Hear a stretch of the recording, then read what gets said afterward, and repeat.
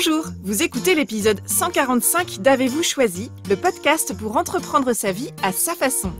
Je suis Oriane Savouré-Lucas, serial choisisseuse et coach de vie choisie. J'accompagne les personnes qui veulent vivre mieux à se composer une vie choisie et à déployer leurs projets sans s'oublier ni se brûler en chemin. Pour ça, je les accompagne à se poser pour revenir à leurs essentiels, à doser leurs efforts pour faire mieux plutôt que trop et à oser se créer une vie sur mesure, plus légère et plus profonde à la fois. Si vous pensez que le temps est venu d'investir en vous, sachez que je propose une première conversation en visio, offerte et sans engagement, pour identifier si un coaching est pertinent pour vous actuellement et si et comment nous aimerions travailler ensemble prochainement. Pour prendre rendez-vous, c'est très simple, direction mon site orianesavourelucas.com. Avez-vous choisi le podcast ? Ce sont 3 formats pour explorer le vaste et intrigant territoire du choix. Le billet, où je partage des questionnements, réflexions et ressources pour choisir sa vie. La conversation, avec une personne et son précieux supplément d'âme pour se laisser inspirer par des trajectoires de vie singulières. Et enfin l'éclairage, où j'échange avec des auditeurs bloqués sur le rond-point du choix qui souhaitent bénéficier de mon éclairage pour activer leur fonction anti-brouillard. J'ai le plaisir de vous partager ma conversation avec May Lopez, la fondatrice de Les mots à l'affiche. May crée des affiches inspirantes, infusées aux bonnes intentions, qu'elle propose à la vente depuis quelques années. May aime choisir des mots pour mettre en lumière, pour faire résonner et pour partager les petits et les grands moments de la singulière aventure de la vie. Avec ses affiches thématiques, May diffuse et transmet des mots doux et puissants pour poser une intention, pour remercier, pour célébrer, pour rêver, pour encourager, pour grandir ou encore pour oser entreprendre. J'ai découvert son travail il y a quelques années maintenant et j'ai sollicité May alors pour transformer les joies et les plaisirs de ma petite famille en une affiche sur mesure qui trône depuis dans notre cuisine angevine. Avec May, nous partageons le goût des mots, de la poésie des choses simples, du beau et de la profondeur. Alors j'ai eu envie de lui tendre mon micro pour parler de choix avec elle, de la place du choix dans son parcours, dans son métier et de la relation qu'elle entretient avec le choix. May m'a d'abord dit que le choix et elle, ce n'était pas une histoire simple, qu'elle ne savait pas choisir et que s'exprimer sur ce thème lui donnait quelques palpitations. Cette conversation autour du choix que nous avons enregistrée en décembre 2021, c'est donc un épisode au goût de challenge relevé pour May, parce que c'était son premier enregistrement pour un podcast et parce que parler du choix, ça n'a, vous l'aurez compris, rien d'une évidence pour elle au départ. May s'était promis que malgré la peur, elle voulait enregistrer cet épisode de podcast avec moi avant la fin de l'année 2021. Alors je suis enchantée qu'elle ait relevé son défi et je suis ravie aujourd'hui de vous partager notre échange. Au cours de notre conversation, May et moi parlons entre autres de la place du choix dans la grande aventure d'entreprendre, d'envie, de surmesure, de sens et d'évidence, de peur, de bonheur et de valeur, du pouvoir des mots et des rencontres, d'intention et d'intuition, d'inspiration et d'infusion, d'incarnation et de transmission, de justesse, d'écriture et de processus créatif, du choix de célébrer en mots les moments et les personnes qui comptent, ou encore des graines qu'on sème au vent et du pouvoir des petits choix. Alors sans plus attendre, je vous souhaite une bonne écoute. Bonjour May. Bonjour. Bienvenue dans Avez-vous choisi ? Je suis ravie de t'accueillir aujourd'hui. Je suis super contente d'être avec toi. Écoute, ça fait un petit moment qu'on essayait de savoir et que c'était difficile. Et du coup, je suis contente que ce soit à la fin de l'année parce que ça faisait partie de mes grandes intentions de début d'année d'oser enregistrer un podcast, au moins. Voilà, donc ça c'est fait, on y est. Donc merci de ta confiance pour cette première participation à un podcast. Et puis surtout pour parler du choix. On va parler bien sûr de ton parcours, on va parler de l'aventure de ton entreprise, les mots à l'affiche. Et puis j'aimerais commencer par cette discussion qu'on a déjà eue autour de la question du choix, parce que quand on a parlé du choix, tu m'as très très vite dit que pour toi le choix c'était compliqué, que tu savais pas vraiment choisir, que c'était un sujet qui qui était plutôt épineux pour toi. Et tu l'as d'ailleurs aussi écrit et tu l'écris régulièrement dans tes newsletters. Donc, je suis curieuse de savoir avec tes mots, quelle relation tu entretiens aujourd'hui avec le choix et quelle histoire tu entretiens avec le choix? Oui, alors c'est une question du coup où j'ai beaucoup réfléchi vu qu'on devait faire ce premier podcast en avril et du coup depuis c'est une question qui infuse un petit peu. Et en fait je me dis que la question du choix, je peux dire très facilement je ne sais pas choisir et en même temps il y a quelque chose de très évident, c'est-à-dire que si je ne sais pas choisir, c'est pas grave, c'est que c'est pas le moment et ça s'arrête là. Et il y a le choix qui devient une évidence. C'est-à-dire, je ne sais pas me faire des listes en me disant ça c'est pour, ça c'est contre, et du coup, je vais faire un choix raisonnable. Ça, je ne sais pas faire. Et si j'essaye de faire ça, c'est la panique totale. Mais par contre, il y a des évidences que j'écoute et je ne sais pas faire autrement. Ça a été dans le cas de mes études où j'ai fait des études de lettres et de philo où raisonnablement, on se dit mais qu'est-ce qu'on va faire après des lettres et des philo? Et moi, j'étais sûre de ça et il n'y avait pas d'autre choix possible. Et quand je me suis mise à mon compte, c'était la même chose. Il y a beaucoup de gens qui m'ont dit, mais May, t'as pas de réseau. D'abord, passe par une grosse entreprise pour te construire un réseau, aussi des méthodologies de travail. Et après, mets-toi à ton compte. Moi, c'était hors de question. Je savais que je devais faire ça. Et du coup, finalement, le choix, il y a des périodes qui sont très, très longues où je ne sais pas. J'ai une citation que j'aime beaucoup de Rilke qui parle de ces questions qui sont sans réponse et que le choix viendra. Et c'est une citation qui me guide depuis des années et qui m'apaise aussi énormément en me disant, bon, je sais pas, mais c'est pas grave, la réponse va finir par arriver. Hmm. Ce que je trouve très intéressant dans ce que tu dis là, c'est qu'effectivement, le choix, la question du choix peut nous mettre en panique. En plus, dans une société où on est confronté au choix en permanence, en fait, au quotidien, dans les grands choix, etc. Et ce que j'entends, c'est qu'il y a une forme de rapport très sain que tu as avec la temporalité du choix. C'est-à-dire, il y a un temps d'infusion. Et Oui, c'est puis, ça. tu n'as pas envie de forcer les choses. Il y a quelque chose qui va se faire. À un moment donné, le choix va se dénouer, hein, comme une pelote de laine qui se dénoue petit à petit.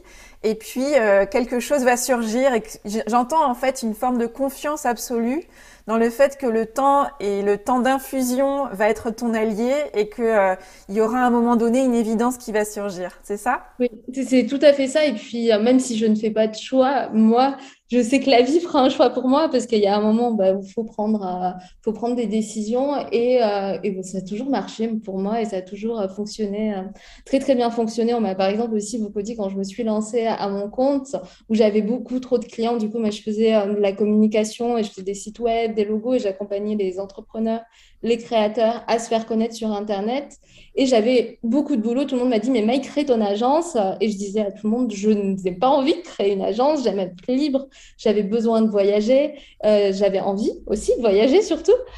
Et du coup, j'avais pris une stagiaire et je me suis rendu compte que le fait de devoir être là, de devoir de perdre cette liberté, je n'avais pas envie. Et tout le monde me disait, mais Maï, tu vas plus en pouvoir de faire des sites web, il faut que tu aies un petit peu d'ambition. Et moi, je disais non, j'ai pas envie d'avoir des locaux, j'ai pas envie d'avoir toutes ces contraintes.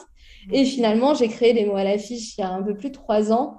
Et je me dis que si j'avais créé mon agence, peut-être que les mots à l'affiche n'auraient pas existé. Et je me sens bien aujourd'hui dans les mots à l'affiche. Effectivement, j'avais cette routine avec le côté communication, agence de communication qui commençait à arriver, mais j'ai trouvé un nouveau projet. Et Hmm. pas ce projet dans lequel raisonnablement j'aurais dû m'engouffrer parce que j'avais trop de travail, que je refusais des contrats, à me dire embauche, délègue et crée quelque chose d'ambitieux tout de suite qui ne me correspondait pas à moi à ce moment-là. J'avais envie de voyager, d'avoir du temps pour moi Oui, c'est ça. et pas du tout de faire ce projet qui semblait évident pour les trois quarts des gens que je croisais. Oui, ce que j'entends, c'est que euh, tu ne fais pas le choix de la raison, dans ce que j'ai entendu par Non, rapport à ce que les gens te disent, bah voilà, normalement, il faudrait faire ça et ça, vu ton potentiel ou vu le potentiel de l'idée que tu as, tu devrais faire ci ou ça.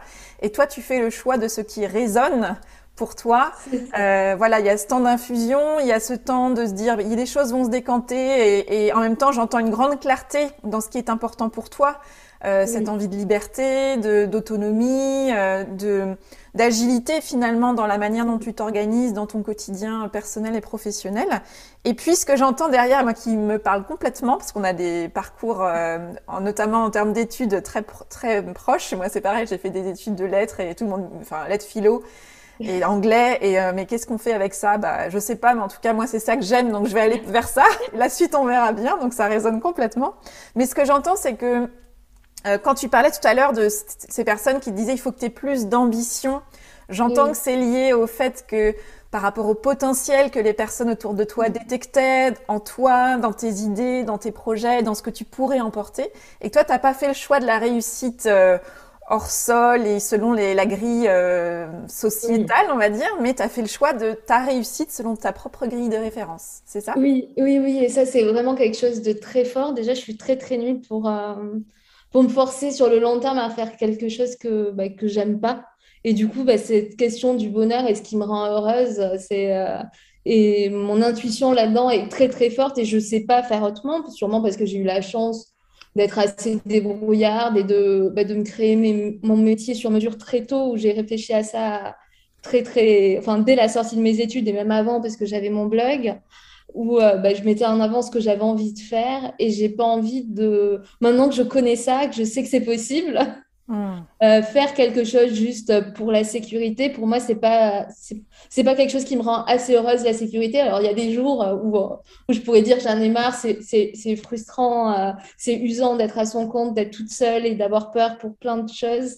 Mais finalement, je sais que tout ce que ça m'apporte en termes de bonheur, ça a pas de prix. Et je ne Hmm. suis pas prête à le lâcher pour le moment. Peut-être que dans 10 ans, je tiendrai un autre discours, je ne sais pas. On peut changer. Mais aujourd'hui, je suis très, très heureuse d'avoir un métier qui me permet de vivre et à la fois qui correspond à mes valeurs, qui est revenir à la littérature, à rendre accessible la littérature par des affiches, au graphisme, donc qui sont mes études que j'ai faites après la philo et les lettres, et de pouvoir partager ces valeurs-là et participer à des beaux moments avec les gens, parce que les affiches, on les offre à quelqu'un qu'on aime pour dire merci à ses parents, à sa grand-mère, à son oncle, pour après une collaboration. Enfin, je suis là dans des moments très forts et je me dis, je pourrais pas faire quelque chose qui n'a pas de sens. Aujourd'hui, je suis tellement ancrée là-dedans depuis tellement d'années que ça serait très compliqué. Hmm. Je reprends une expression que tu as évoquée tout à l'heure et que j'aime beaucoup, que j'utilise beaucoup aussi, qui est le choix de créer sur mesure. Tu l'as dit Oui, pour le métier que tu exerces aujourd'hui, pour les mots à oui, l'affiche. Voilà, tu l'as imaginé forte de tout ton oui. parcours, de ce que tu aimes, des valeurs, de ce que tu avais envie de proposer aussi.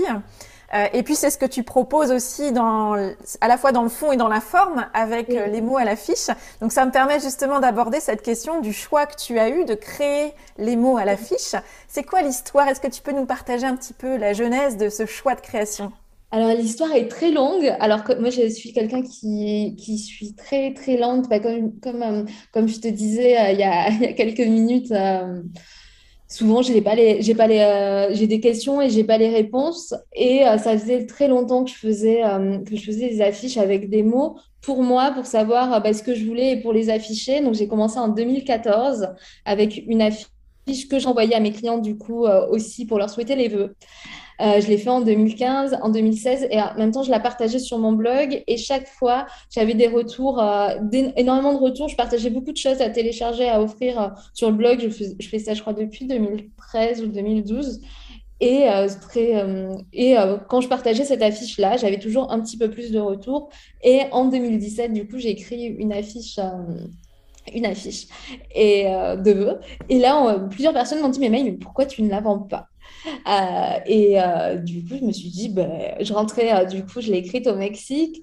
Je rentrais du Mexique, je crois que c'était un samedi. Le dimanche, je code un petit site, enfin un petit e-shop pour pouvoir l'acheter. Et je me dis, je vais essayer de la vendre, on verra. Et j'ai peut-être une trentaine de commandes le lundi. J'avais pas du tout passé commande chez l'imprimeur. Je m'étais dit, si personne l'achète, on ferme la page, on n'en parle plus. Et j'ai commandé du coup 250 affiches que j'ai vendues en 2 3 mois peut-être. Sauf qu'on était en décembre, que décembre, c'est mon gros mois en communication parce que j'ai les clients qui veulent finir quelque chose absolument parce qu'ils se l'étaient dit pour la fin de l'année, ceux qui communiquent pour Noël, ceux qui veulent des devis pour l'année qui arrive. Et moi, je me transformais en postière, enfin postière, en personne qui fait des colis, qui ne sait rien faire sur les colis. Donc, j'allais acheter le papier de soie hyper cher, comme si j'allais chez Cultura pour du public, mais par 10. Alors maintenant, je les achète par 250 et ça me coûte moins cher que les 10 que j'achetais. Je voulais rajouter des petits bonbons de Toulouse et je me rendais compte que je dépassais la tranche du seuil en plus par la poste et ça me revenait beaucoup trop cher. Enfin, toutes les galères quand on ne sait pas et qu'on débute et que j'avais pas prévu parce que je ne m'attendais pas à avoir à vendre les 250 très très rapidement. Ce qui fait qu'une fois que j'ai fini de vendre les 250, je me suis dit qu'est-ce que je fais? Et je me suis dit non, je ne veux pas me transformer en faisant de la manutention. C'est pas, ça me rend pas heureuse. Moi, j'aime créer des affiches, j'aime écrire, mais c'est beaucoup de temps. Il s'est passé, j'ai donc arrêté cette année-là, ces 250. J'ai refait une affiche pour l'année d'après que j'ai revendue.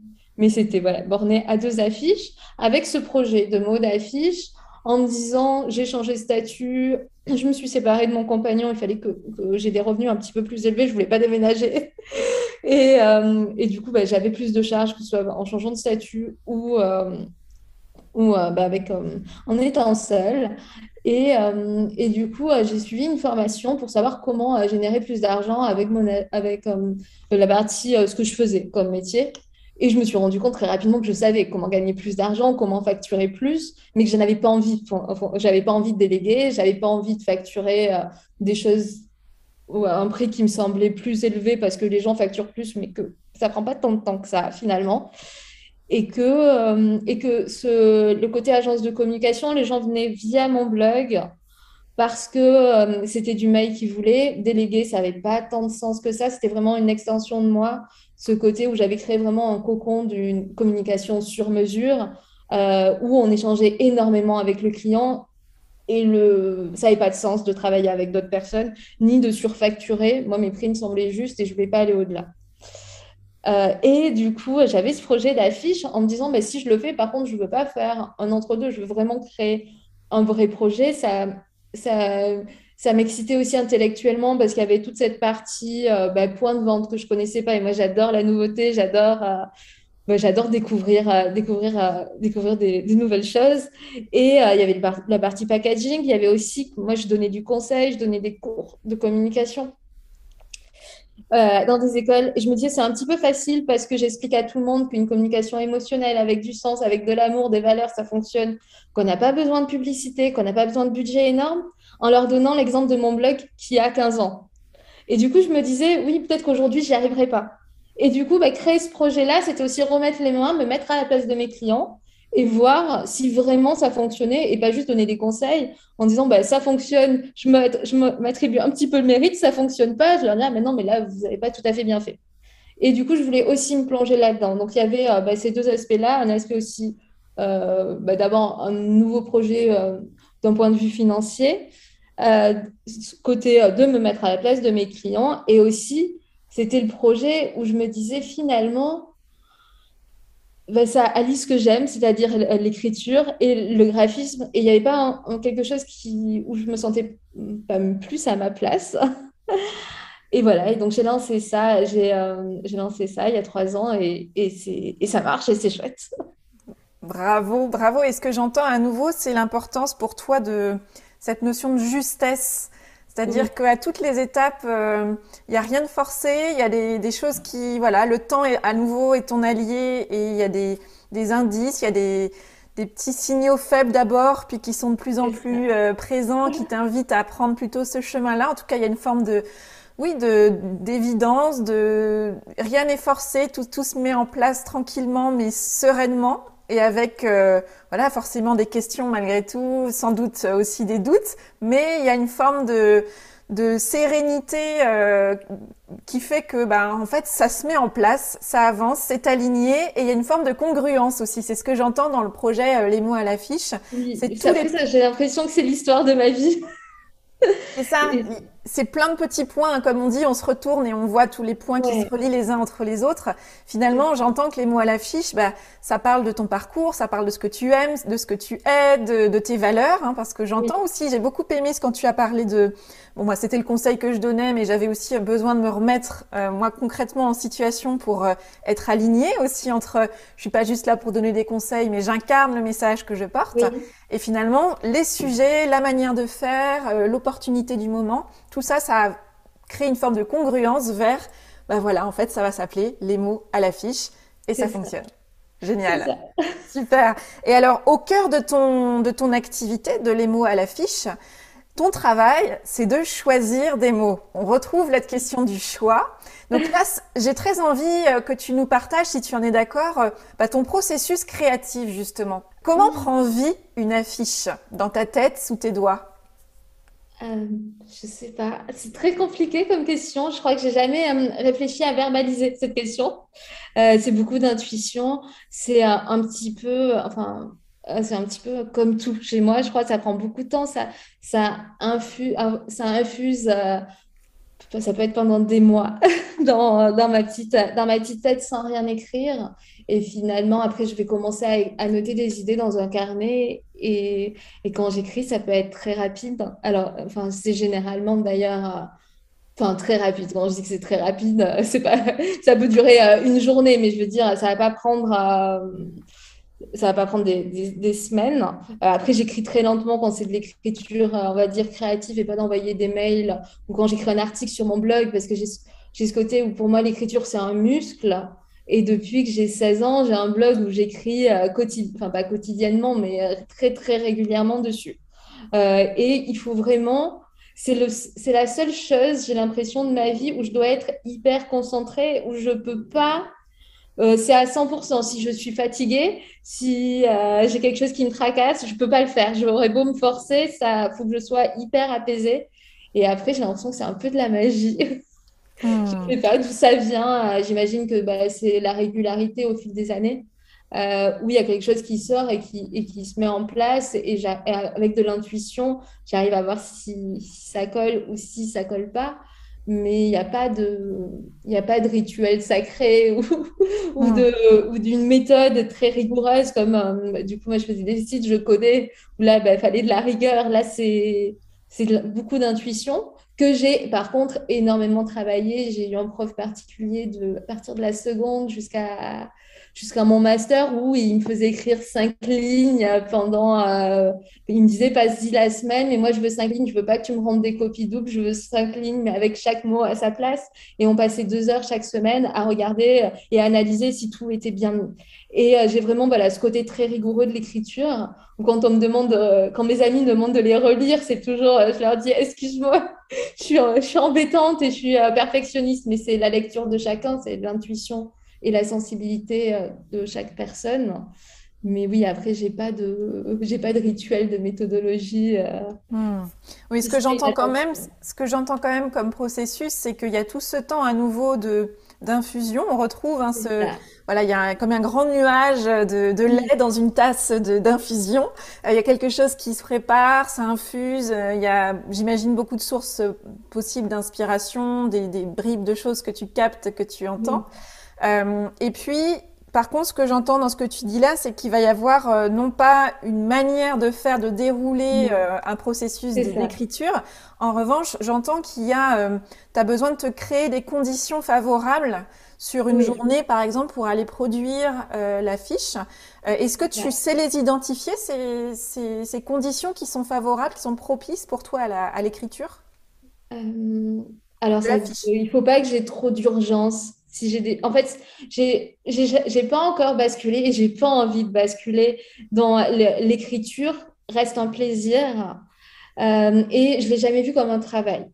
Quand du coup, j'accompagnais des entrepreneurs enfin, oui, je continue de le faire d'ailleurs, d'accompagner des entrepreneurs à se faire connaître sur Internet. Je faisais l'identité visuelle, je faisais le développement du site.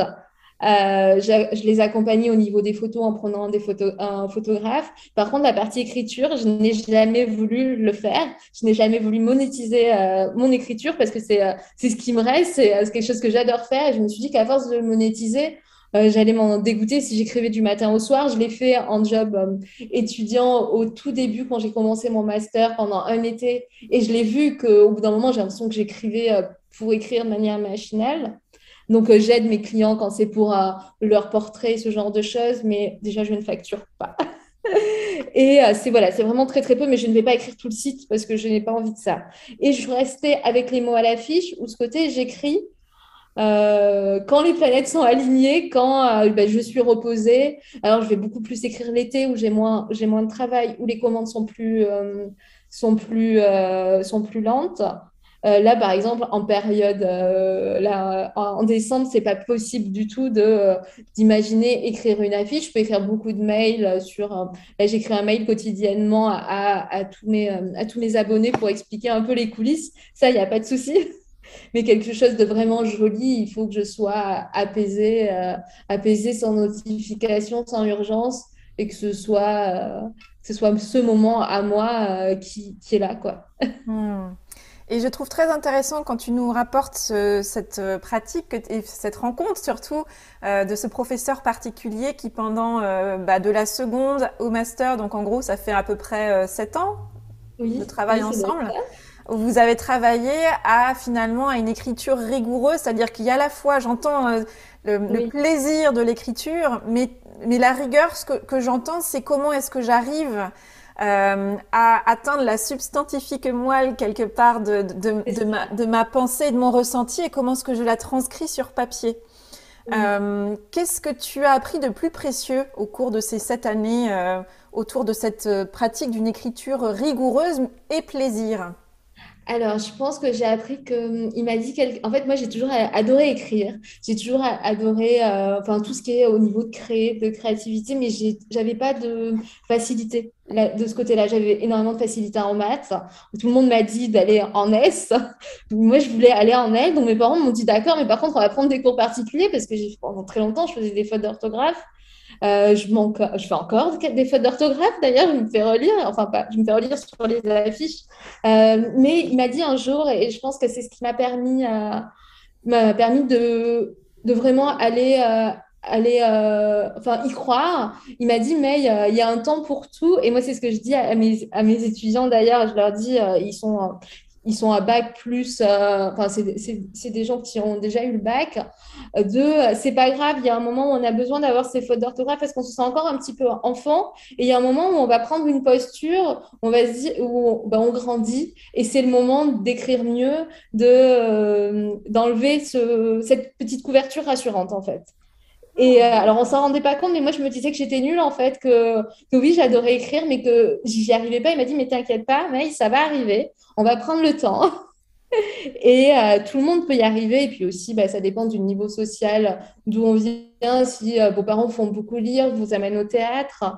Il y a moi, je me suis retrouvée d'un collège de banlieue à un lycée en centre-ville où j'avais un niveau bah, qui était beaucoup plus élevé et de première de la classe en troisième avec des gens qui avaient bah, un niveau beaucoup plus élevé que moi. Mais il m'a dit, c'est pas à l'école ton problème, c'est que bah, le niveau à la maison est différent. Et du coup, il m'a appris ça, la patience, à me dire, c'est pas ta faute et on va y arriver. Et si, parce que moi, je lui disais à l'époque, peut-être que j'aimerais bien être professeur. Et je disais, mais j'y arriverai pas au concours. Il me dit, mais si, on y arrivera, il y a pas de raison. C'est juste du travail et de la rigueur. Et je crois qu'il m'a appris ça, il m'a appris la patience et à me dire, et c'est grâce à lui aussi que je pourrais faire de ma vie ce que je voudrais en faire. Lui était professeur à l'université, il a arrêté pour pouvoir faire de la musique, donner des cours particuliers euh, et donner des cours d'anglais aussi. Et il me disait qu'il était beaucoup plus heureux avec ce nouveau planning qui bah, lui permettait d'avoir du temps pour lui et de gérer bah, sa vie comme il entendait. Et il m'a dit, mais mec, tu peux faire pareil, tu penses au concours de professeur. Donc, si tu en as envie, c'est très bien, moi, je t'accompagnerai jusque-là. Mais si tu veux faire autre chose, réfléchis à ce que tu aimes et tu te créeras ton métier. Et je sais que c'est grâce à lui et que je lui dois absolument bah, tout mon parcours. Hmm. Ce que je trouve merveilleux, c'est que c'est le pouvoir, en fait, ce qui est au cœur de notre échange là, c'est le pouvoir des mots et le pouvoir des rencontres. Oui, Et combien une personne, une phrase peut vraiment ouvrir un espace de possible, peut nourrir la confiance et rendre les choses possibles pour la suite d'un parcours. Oui, oui, c'est tout à fait ça. Après, j'imagine qu'il faut savoir aussi saisir ses chances et ces paroles-là. Après, il a eu du temps, du coup, on s'est vu pendant un petit moment, mais je sais que sans cette personne-là et sans, j'aurais pu avoir un prof particulier, mais que ce soit pas lui et qu'il ait pas cette bienveillance et qu'il me dise juste, bah non, là, c'est pas possible, va faire S à tes professeurs en retour. Et oui, j'en serais pas là et je le remercie. Et je lui ai écrit il y a 1 ou 2 ans pour le remercier parce que je pense il s'était pas forcément rendu compte de l'impact qu'il avait eu dans ma vie. Hmm. Oui, Et c'est ça, j'espère, c'est... Vas-y, je t'en prie. et j'espère pouvoir, quand je donne des cours ou quand j'accompagne des entrepreneurs, c'est vraiment ce qui me motive aujourd'hui, c'est de donner cette confiance-là et de dire qu'en fait, on peut y arriver en se battant et avec un petit peu de rigueur. Si ça nous plaît vraiment, on peut avoir une force incroyable pour réussir ce qui nous plaît et pour progresser. Hmm. Ce que je trouve très touchant aussi, c'est de dire de voir à quel point c'est puissant qu'une rencontre peut semer des graines. Comme tu le dis, quand on parle depuis sa place, on n'a pas forcément conscience de la graine qui a été semée et qu'est-ce qu'elle va devenir, cette graine-là. Et je trouve joli qu'il y ait ce retour aussi, que tu aies pris le temps de lui envoyer un message. Moi, c'est quelque chose que je fais aussi beaucoup, pour dire combien cette parole, cette rencontre, ce moment a été important. Et qu'on dit, oui, la graine a été là, elle a germé et aujourd'hui on l'entretient, cette plante, et on a même à cœur de la transmettre à quelqu'un d'autre et de nous, à notre tour, semer des graines et espérer les voir germer. Oui, oui, je suis tout à fait d'accord avec toi et c'est vraiment quelque chose qui me tient à cœur et qui me tient énormément à cœur, surtout des jeunes, de pouvoir dire vous pouvez faire un métier qui vous rend heureux et dans lequel vous allez vous épanouir. Moi, je pose toujours cette question en début d'année, de demander qu'est-ce que vous voulez faire, qu'est-ce que vous aimez, quel est votre rêve. Et souvent, en début d'année, j'ai être riche ou être célèbre. Et moi, j'essaye vraiment de creuser, surtout que je donnais des cours l'année dernière. L'idée, c'était en première année de créer un blog. Et du coup, je choisissais le sujet. Et c'était vraiment de creuser là-dessus, mais quelle est leur passion, qu'est-ce qui les élève. Et c'est là-dedans, après, où on réfléchira à comment en faire son métier et comment gagner de l'argent. Mais on ne va pas d'abord réfléchir à comment gagner de l'argent, parce que ça fonctionne très rarement, ça peut fonctionner. Mm. Mais c'est pas, pour moi, c'est pas le bon côté. Et je sais que je dois beaucoup de choses à ce professeur-là qui m'a appris tout ça et qui m'a transmis parce qu'il incarnait ce qu'il faisait. C'était pas juste des paroles en l'air. Oui, et c'est ce qu'aujourd'hui, toi, tu as aussi à cœur de faire, d'incarner le C'est ça. message que tu portes. Enfin, Je quand tu sais, tout disais, comme moi. hein, ce qui a fait que les mots à l'affiche sont arrivés dans ce que tu disais tout à l'heure, c'est que tu t'es dit, bah oui, il y a ce message que je délivre sur l'importance d'avoir une écriture émotionnelle, mais j'ai envie de à nouveau l'incarner et de m'assurer que ça fonctionne encore et que c'est bien ça, Oui. voilà, que c'est Et vrai. Et il y avait aussi le fait que quand j'écrivais du coup mes cartes de vœux chaque année, c'était pour dire ce que je me souhaitais. Et ça fonctionne, c'est-à-dire que chaque année, depuis 2014, j'écris mes vœux avec mes grandes intentions de l'année. Et, euh, et ça me permet, je les ai affichés en très grand, je les ai affichés, je les vois tous les jours. Tous les jours, je ne peux pas les oublier. Et tous les jours, je sème des petites graines pour arriver là où j'ai envie d'aller. Et ça fonctionne. Et j'ai reçu des dizaines de personnes qui m'ont dit qu'ils ont acheté une affiche, souvent l'affiche vive qui était la première, lors d'une séparation pour reprendre confiance, lors pour changer de métier, souvent aussi, en me disant, voilà, ça m'a permis de prendre confiance en moi et qui m'ont dit, ton affiche, elle m'a accompagnée. Et merci parce que la personne dit, je ne dirais pas que c'est 100% grâce à ton affiche, mais elle a été là et elle m'a donné confiance d'avancer. Et quand je doutais, je la relisais. Et c'est vraiment, enfin, je crois au pouvoir des mots, c'est vraiment quelque chose qui est vrai. Ça permet de changer une vie. Quand on se marie, déjà, il y a des mots, il y a des mots comme ça qui changent. Et même dans notre rapport quotidien, moi, ce professeur, c'est des mots qu'il m'a dit qui m'ont permis de changer. Et je crois et de grandir et de prendre confiance. Et j'espère pouvoir faire la même chose avec les mots à l'affiche. Hmm. Et ce que j'entends dans ce que tu dis là, c'est effectivement à quel point les mots sont des boussoles en fait, et la récurrence d'un mot répété, qu'on s'approprie, qu'on intègre finalement, qu'on engramme au fur et à mesure des jours et des passages devant l'affiche par exemple, c'est quelque chose qui va être une boussole par rapport au cap qu'on se donne, même si le projet n'est pas très clair, même si on est encore dans le flou d'une manière ou d'une autre, mais plus le mot est là, plus l'intention est claire, plus le mot nous accompagne à garder notre cap et avoir une boussole qui va nous aider. Ça, c'est apaisant et ça, c'est comment dire, c'est fructueux en termes de Oui, chemin. oui, oui, je crois aussi. Dans ta pratique, du coup, à la fois la manière dont tu mènes ton activité et dans ta pratique d'écriture pour concevoir les affiches, quelles sont les sources d'inspiration que tu choisis d'inviter ou peut-être même de convoquer dans ton quotidien? Je sais pas. Je pense que je suis quelqu'un de très très sensible et qui m'inspire un petit peu de tout. Donc j'ai pas, j'adore lire, donc je lis beaucoup. J'aime beaucoup le cinéma d'auteur. Je vais au cinéma énormément. J'aime le théâtre. J'écoute beaucoup de musique. Donc il n'y a pas quelque chose de précis. Après moi j'ai toujours aimé la culture. J'en ai besoin pour vivre, que ce soit que ce soit avec les mots à l'affiche ou sans les mots à l'affiche. Je prends beaucoup de photos aussi. Et c'est tout un univers que j'ai depuis que je suis toute petite où j'ai besoin de créer. Et peut-être que c'est la synthèse de tout ça qui arrive sur une affiche où j'aime ce côté poésie du quotidien, retranscrire à travers les mots. C'est ce que je fais le mieux, mais je me merveille autant quand je vais au cinéma et que je vois un film où il y a cette magie-là.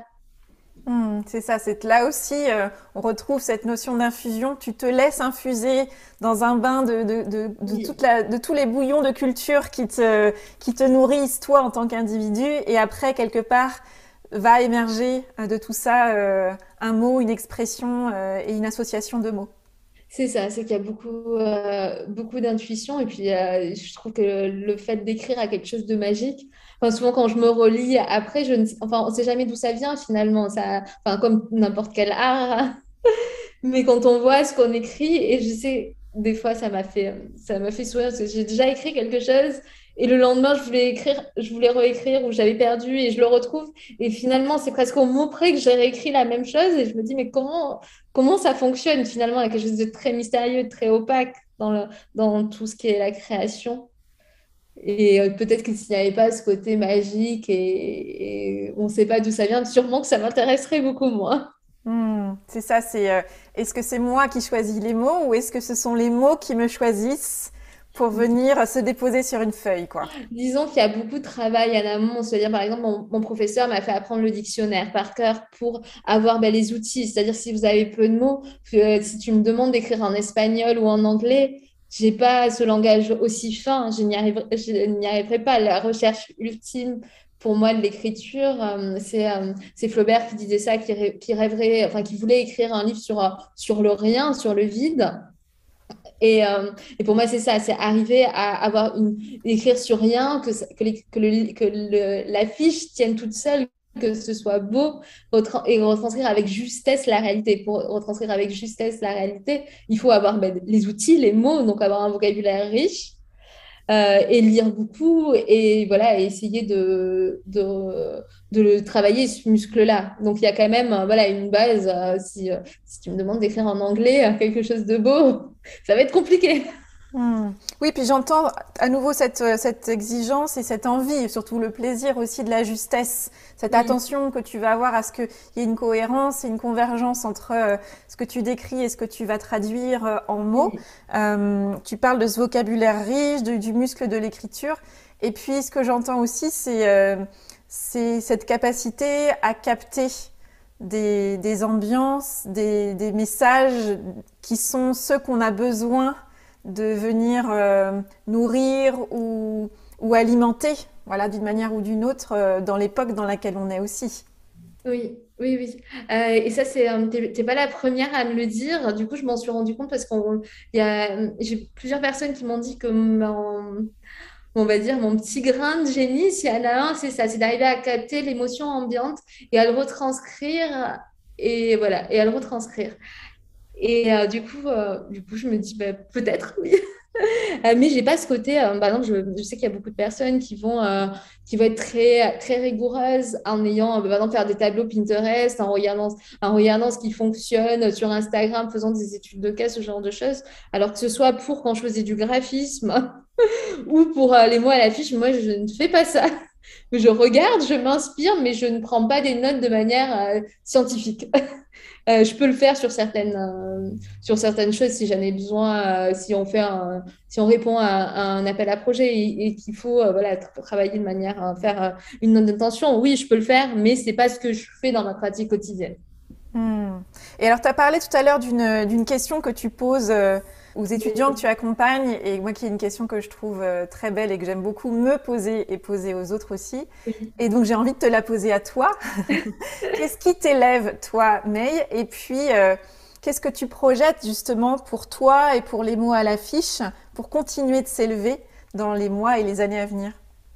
Alors, je pense que ce qui m'élève le plus, ça va être de créer quelque chose. Et c'est vraiment bah, quand je tiens cet objet-là dont je suis fière. C'est quelque chose qui me rend bah, le plus heureuse. Donc, ça peut être dans l'écriture, mais ça peut être aussi préparer un plat pour les gens que j'aime et que ce soit bon et les voir aussi dans leur regard, que ce soit bon. Donc, partager quelque chose qui rend heureux. Qui rend heureux. Donc, ça, c'est le projet, on va dire, qui m'élève.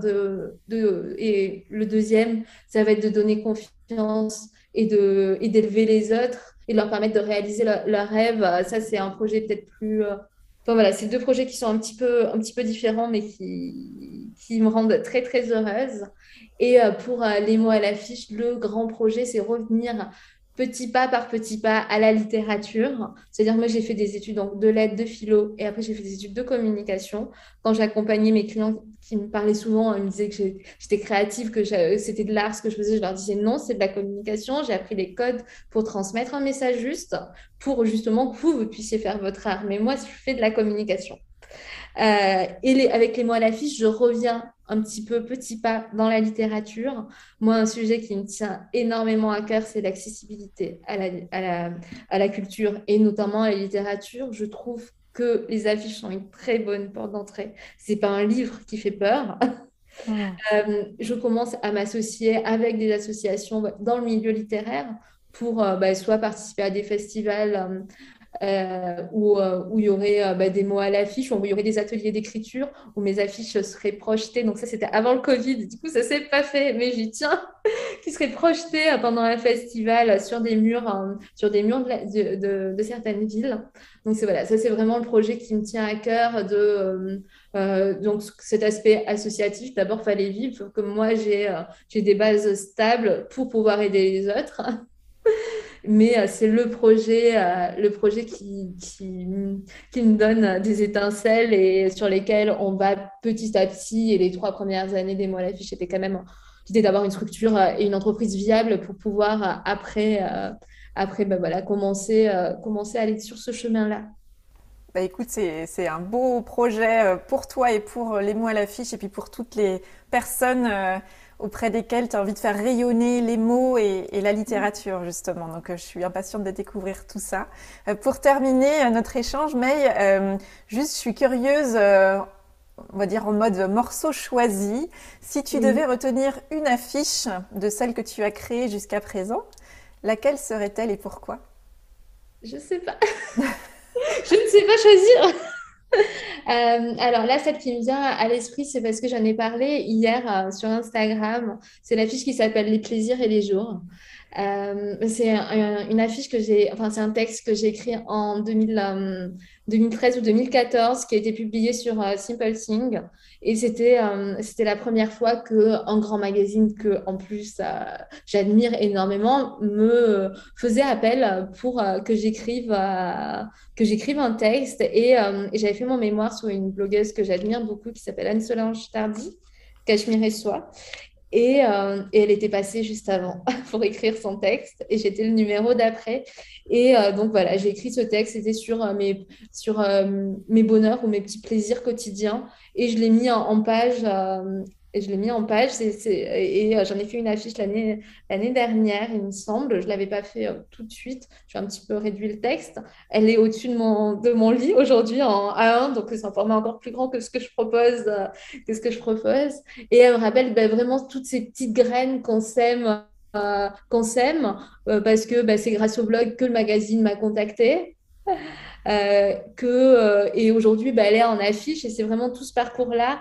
Et quand j'ai envoyé à Simple Thing, je crois 2 ou 3 jours après que j'ai créé les mots à l'affiche, un petit message, ils ont été hyper enthousiastes en me disant oui, on va en parler. Et je me dis, c'est tout un parcours de vie qui s'est fait de petits choix, pas de choses qui semblent ambitieuses, pas les choix normaux.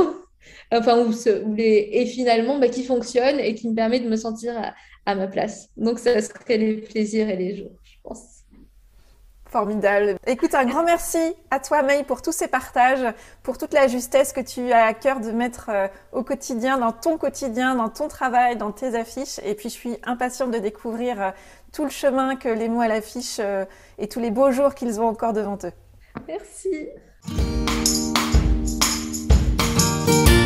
Alors, que vous a inspiré cette conversation ? Je vous invite à identifier l'idée, la phrase ou le mot peut-être que vous choisissez d'en retenir. Avec quoi de nouveau, de précieux repartez-vous de cette conversation ? Comment allez-vous vous en imprégner ? Quel est le premier petit pas que vous choisissez de planifier et de réaliser dans les prochains jours pour mettre en œuvre dans votre quotidien ce qui vous a inspiré ici ? Un grand merci à May pour sa confiance et ses partages généreux et authentiques. Je souhaite un avenir radieux et heureux à Les mots à l'affiche. N'hésitez pas à me partager les idées, les déclics ou les questions que cette conversation a fait émerger. Je suis toujours très curieuse de savoir comment les conversations que je vous propose résonnent pour vous, en vous. Pour en savoir plus sur Les mots à l'affiche, direction le site lesmotsàlaffiche.fr ainsi que les réseaux sociaux. Retrouvez également le blog de May sur videmiettes.fr. Enfin, cette conversation s'est prolongée par la création d'une affiche à 4 mains sur le choix entre Les mots à l'affiche et Avez-vous choisi ? May et moi avons pris beaucoup de plaisir à penser et concevoir cette affiche ensemble. Alors pour en savoir plus, contactez-moi. Voilà, c'est tout pour aujourd'hui. Merci d'avoir écouté l'épisode jusqu'ici. Si l'épisode vous a plu, faites-le savoir avec une constellation d'étoiles et un commentaire sur la plateforme Apple Podcasts ou sur mon site. Vous pouvez aussi partager cet épisode aux personnes qu'il pourrait intéresser autour de vous et peut-être même éclairer. Vos étoiles, vos commentaires en ligne et votre bouche à oreille, voilà bien le plus précieux des soutiens que vous pouvez apporter à ce projet pour contribuer à le faire rayonner. Vous retrouvez tous les épisodes du podcast sur mon site oriansavoureluca.com et sur toutes les plateformes de podcast. Pensez à vous abonner à la newsletter d'Avez-vous choisi ? Vous serez ainsi informé dès la publication d'un nouvel épisode et vous recevrez la graine de la semaine. C'est une graine sous la forme de réflexions et de questions que je sème par mail le lundi et que je vous invite à faire germer au fil de votre semaine. Je vous souhaite une lumineuse semaine et je vous dis à bientôt pour un nouvel épisode. Et d'ici là, qu'allez-vous choisir ?